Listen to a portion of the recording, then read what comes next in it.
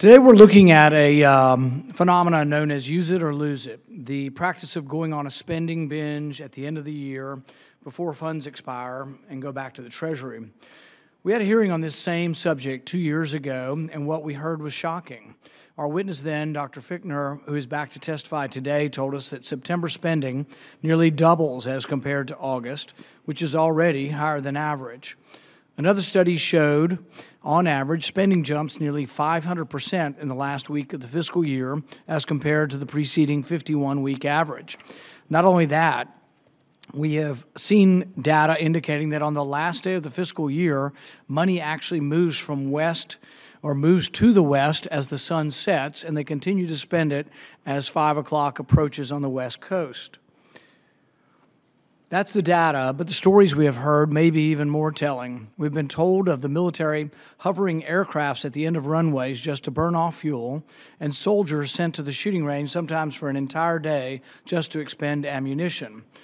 Of course, I cannot forget when we took over this subcommittee, we found toner cartridges for an obsolete printer stacked to the ceiling in the subcommittee's office space because the chairman preceding had said, we got to spend it, we got to spend it, we got this money, we got to get rid of it. So I'm not sure exactly what happened to those cartridges, but I know that they were a waste of money.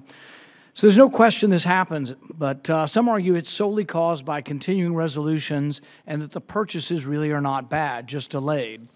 I don't like continuing resolutions and have never really voted for one, and I agree they play a part in the end-of-the-year spending, but the data does not support that this is good spending that is just simply delayed to the end of the year.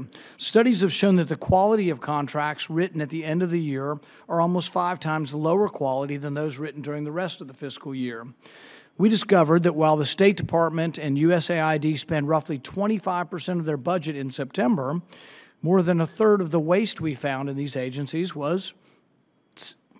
seemed to be found in September. This includes funding for such things as ultimate frisbee in China, a bird-watching strategy for Honduras, and something called Skatistan.